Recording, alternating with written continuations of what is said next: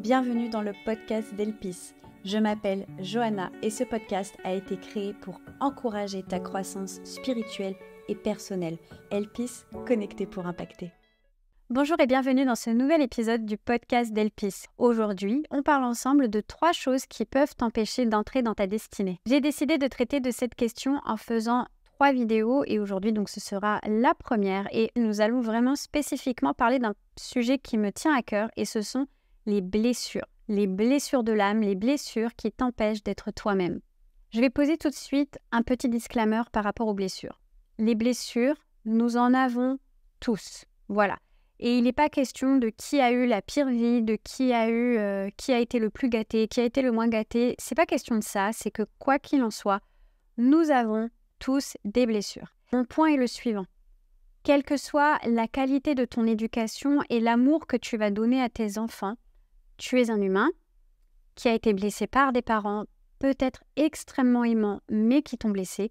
Et toi, tu es aujourd'hui quelqu'un qui potentiellement peut également blesser, malgré toi, tes enfants. Pourquoi je parle de ça? Parce que la plupart de nos blessures, elles nous viennent de l'enfance et elles viennent pendant l'éducation. Donc l'idée ici, c'est de poser un cadre qui est hyper sécuritaire, un cadre qui est bienveillant, un cadre qui est plein d'amour. On va parler en personne mature, mais oui, j'ai été blessée et il est possible aussi que parfois, je blesse mes enfants dans la façon dont je m'adresse à eux ou peut-être dans la façon dont je ne réponds pas à leurs besoins. L'idée, c'est pas de s'accuser, c'est juste de partir du postulat que nous sommes dans un monde qui est corrompu. La nature humaine est corrompue par le péché, simplement, et donc nous ne sommes pas parfaits. Et quand on n'est pas parfait, parfois on fait des boulettes. Et quand on fait des boulettes, éventuellement, on blesse des personnes autour de nous. C'est ok, c'est normal. Maintenant, le tout, c'est de savoir comment est-ce qu'on gère ça, comment est-ce qu'on apprend aussi à demander pardon et à reconnaître nos manquements. L'idée, c'est que j'ai envie, je crois que c'est bon pour moi, je crois que c'est bon pour toi, c'est d'amener chacun à vivre dans la liberté qui lui est due. Et le coût de la liberté, c'est la vérité. Je t'encourage donc à rester jusqu'au bout de cette vidéo parce que tu vas vraiment être béni et il y a des clés pour ta destinée, il y a des clés pour ton développement personnel, il y a des clés pour ton épanouissement spirituel dans cette vidéo. Donc moi, je vais te parler aujourd'hui des 5 blessures qui empêchent d'être soi-même, basées sur les travaux de Lise Bourbeau. Donc Lise Bourbeau, elle a écrit un livre il y a quelques années, elle-même inspirée par les travaux d'autres personnes avant elle. Selon ses recherches, selon ses études, il y aurait 5 grandes blessures qui empêchent de vivre pleinement notre vie, qui nous empêchent de nous déployer, de nous épanouir pleinement. Donc il y a la blessure de la trahison, la blessure du rejet, la blessure de l'abandon, la blessure de l'humiliation et la blessure de l'injustice. Ce qu'il faut comprendre et qui est important de comprendre, c'est pourquoi est-ce qu'on s'intéresse à ces blessures? Parce qu'avec ces blessures, on va développer ce que l'on appelle un masque. En gros, le masque, c'est un mécanisme de protection, une stratégie d'évitement. Dès que tu vois que tu te retrouves dans une situation qui va te faire revivre une des 5 blessures, puisque nous en portons tous au moins une, je dis bien au moins, eh bien, tu vas inconsciemment porter ton masque. Parce que tu as vécu et que tu anticipes le rejet, tu vas adopter le masque du fuyant. Parce que si tu fuis le premier, personne ne peut te rejeter, n'est-ce pas? Si tu as plutôt été marqué par l'abandon et que tu veux à tout prix contrer tout risque d'être abandonné, tu vas prendre le masque du dépendant. Et du coup, ça met la personne dans une situation où si tu dépends de la personne, elle ne peut pas t'abandonner, tu vois. Si la blessure qui est dominante chez toi, c'est plutôt celle de la trahison, alors tu porteras plus ce que l'on va appeler le masque du contrôlant. L'illusion pour toi, c'est que si tu contrôles ton entourage, si tu contrôles tout ce qui t'entoure, ton univers, tout ça, alors tu risques pas d'être trahi. Si tu as vécu la blessure de l'humiliation, si c'est celle qui est dominante chez toi, le masque que tu vas porter, on l'appelle le masque du masochiste. Tout de suite, je le pose, ça n'a rien à voir avec la sexualité, et si ça a à voir avec ta sexualité, c'est dans ton intimité, je ne le traiterai pas ici. L'idée, c'est que le masochiste, c'est celui qui va avoir tendance à se mettre dans des situations de souffrance. Il va s'infliger des fardeaux. Il va s'imposer un emploi du temps qui va être très lourd. Il va toujours se maintenir dans une position un peu où il se sent humilié, où il se sent souffrant, vois-tu. En fait, c'est assez pernicieux. Je l'ai tellement vécu, je me suis tellement sentie souvent humiliée dans ma vie d'une manière ou d'une autre, que du coup, je continue de me mettre dans des situations en fait, où je m'humilie par rapport à une autre personne. Et le dernier masque, c'est le masque qui est rapport à la blessure de l'injustice. Et là, c'est le masque du rigide. La personne rigide va se prémunir contre l'injustice en étant ultra rigide. Alors ultra, tout dépend de la force de ton masque, de l'importance de la puissance, de l'importance de la blessure chez toi, bref. Donc, en gros, tu vas garder le cap et tu vas bien t'assurer en étant rigide que la justice ne sera pas corrompue. La question que ça pose, c'est qui est le référentiel en fait en termes de juge ici? Et c'est là où du coup, c'est pas top. Une chose qui est importante à comprendre, à situation égale, deux personnes avec des personnalités, des vécus qui sont différents ne vivront pas ou n'enclencheront pas, entre guillemets, la même blessure. C'est-à-dire que, je vais prendre un exemple très très gros, mais peut-être que tu as été abandonné par un parent. Il y en a qui vont le vivre comme un abandon, il y en a qui vont le vivre comme un rejet, il y en a qui vont peut-être le vivre comme une humiliation. Ça dépend de qui tu es toi et de la façon dont tu vis les choses. Ne tombe surtout pas dans le piège de « Ah on a vécu la même chose, donc on a les mêmes blessures », parce que peut-être pas. Vous avez peut-être un vécu qui est similaire, mais vous êtes des personnes différentes, donc il y aura des blessures différentes. Les masques, forcément, seront différents également. De même, ton masque, tu ne le portes pas toute la journée, tu le portes comme un mécanisme de protection, comme une stratégie d'évitement pour t'éviter de revivre la blessure, pour anticiper. Il faut bien comprendre qu'il n'est pas tout le temps là. L'autre chose, tu peux porter plusieurs blessures. Il y en a qui disent, je crois que c'est en tout cas 3. Je sais pas, honnêtement, j'en ai aucune idée. Mais tu peux en porter une comme tu peux en porter 5. Maintenant, on va s'intéresser à pourquoi est-ce que ces blessures, elles peuvent être un frein dans ta destinée ou dans ton appel. De nouveau, je pense qu'il y a un cadre assez important à poser ici. J'ai envie qu'on comprenne que si tu es blessé, tu vas pouvoir rentrer dans ton appel quand même. Donc après, ça, c'est ta responsabilité. C'est juste que, au-delà de ton appel, de ta mission de vie, ce qui est intéressant, c'est aussi de vivre la vie Zoé, c'est-à-dire la vie en abondance. Si Jésus est mort à la croix, c'est pour qu'on vive la vie en abondance. Ça n'évitera pas les galères, ça n'évitera pas les problèmes. Ça n'évitera pas peut-être parfois les attaques de l'ennemi. Ça n'empêchera pas peut-être la maladie. Il faut vraiment éviter de tomber dans un truc qui est complètement blanc ou noir parce que c'est tout simplement pas ce qui est écrit dans la Bible en fait. Mais l'idée c'est de comprendre que au-delà de ta mission de vie, juste Jésus veut que tu vives. Jésus veut que tu vives et il y a des blessures qui t'empêcheront pas d'être une femme de prière extraordinaire, mais qui t'empêcheront de vivre ta vie et de t'épanouir pleinement. Maintenant, il y a aussi des blessures qui vont avoir tellement de répercussions sur ta relation aux autres que oui, il va y avoir un véritable impact sur ton appel, il va y avoir un véritable impact sur ta destinée. Et donc, c'est là-dessus que je rebondis. 3 relations sont impliquées dans ta destinée, dans ton appel, dans la réalisation de ta mission de vie. La relation à toi-même, la relation aux autres et la relation avec Dieu.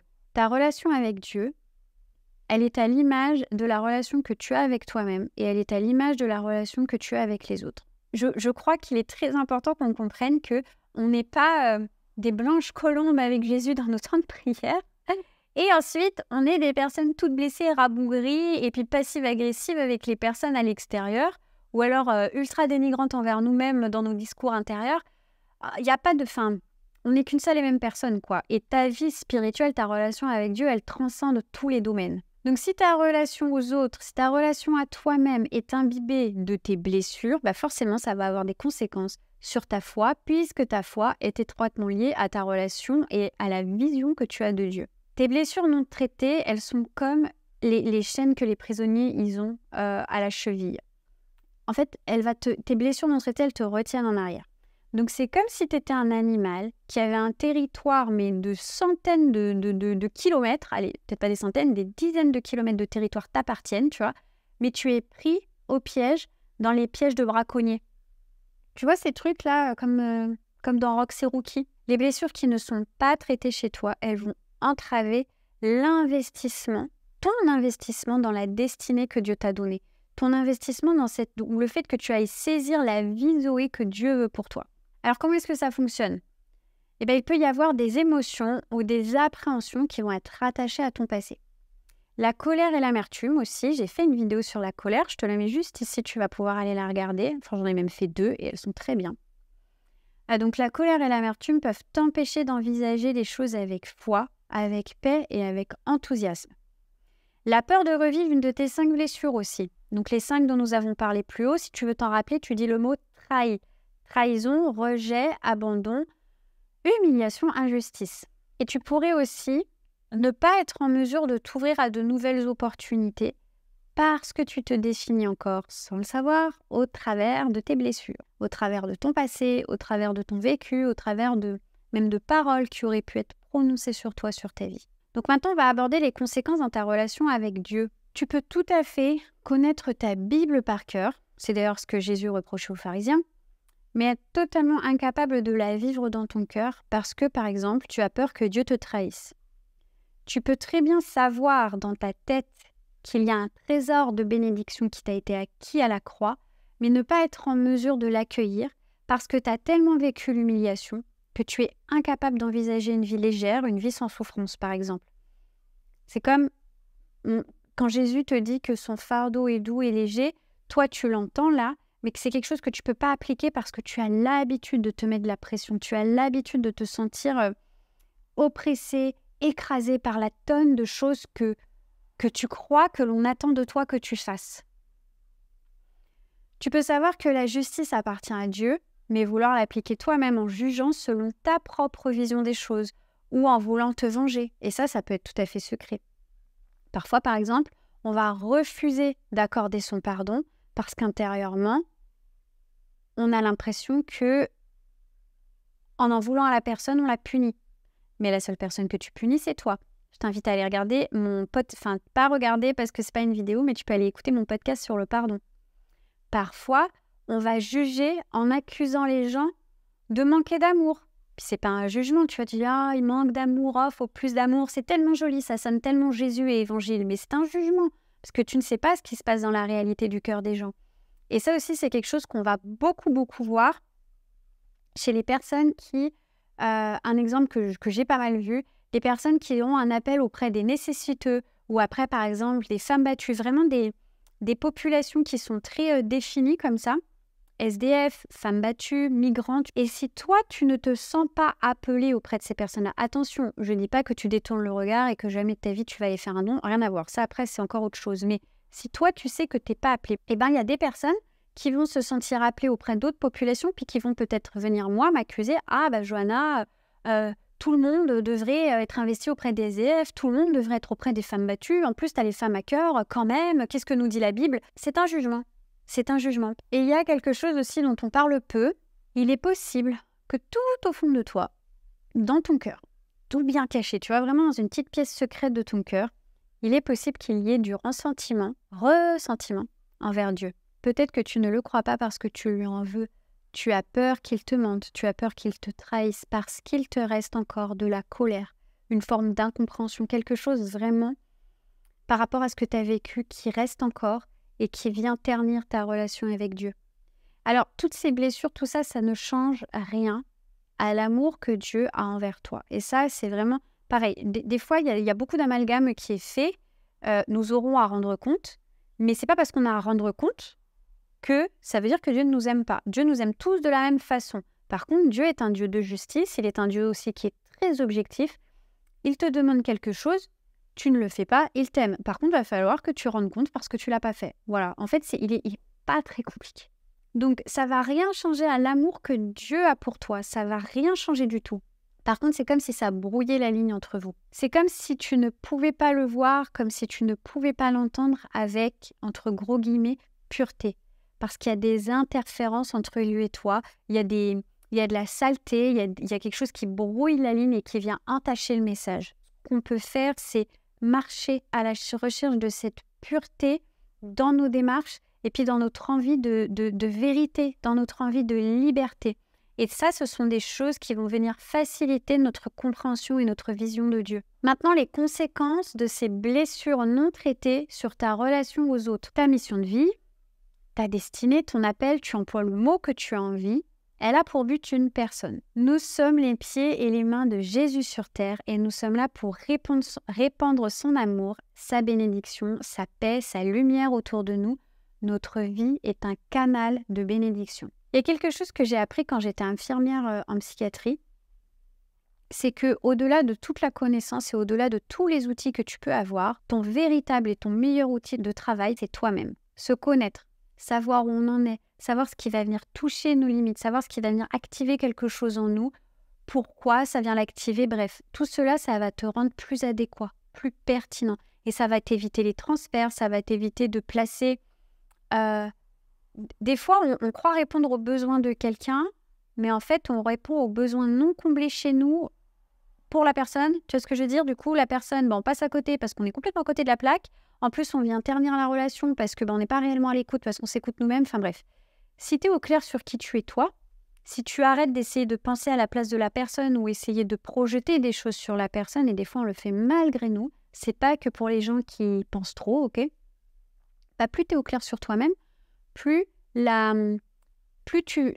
relation avec l'autre, elle va être facilitée, elle va être dénuée d'intérêt et elle va être pure, entre guillemets. On va prendre l'exemple de l'amour, parce que l'amour, c'est un grand truc dans le corps de Christ. Si j'aime pour être aimée, ou si j'aime pour compenser le fait que je ne m'aime pas assez, ou pour réparer l'amour que je n'ai pas, le focus, il n'est pas sur l'autre, il est sur moi. De la même façon, si j'ai tellement peur de recevoir de l'amour que je rends toute une partie de moi-même inaccessible, et je ne parle pas de pudeur, parce qu'il est possible d'être pudique, mais il y a des gens qui sont vraiment sur la défensive, c'est-à-dire que tu sens, c'est pas touche, là on n'arrivera pas à passer telle barrière, telle limite. Et souvent la limite, elle est... Je parle pas de trucs hyper profonds, hein. Je parle vraiment que tu as des gens, tu es tout le temps en surface, quoi. Tu sens que tu peux pas aller plus profond. Pourquoi? Parce que la personne, elle a mal, qu'elle donne rien.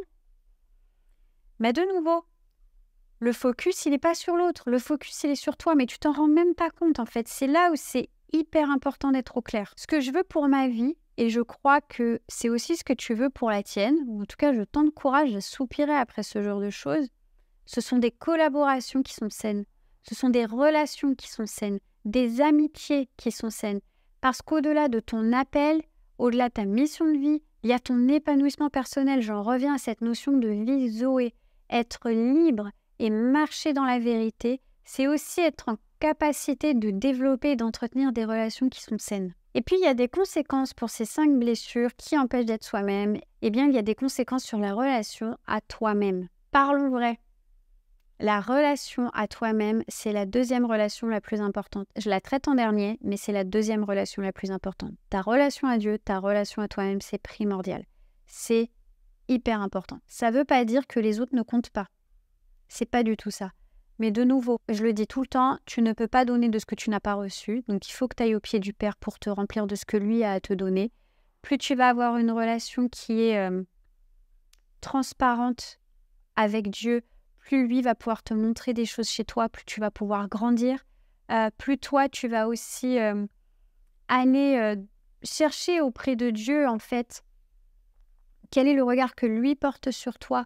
Plus tu vas apprendre à t'aimer selon son regard, plus tu vas apprendre à te regarder comme une créature merveilleuse, comme quelqu'un que Dieu a pris soin de créer, plus tu vas apprendre à t'aimer, plus en fait tout cela va avoir de conséquences positives sur les autres. Et puis quand tu es bien avec toi-même, il y a un indicateur qui ne trompe pas, c'est la solitude.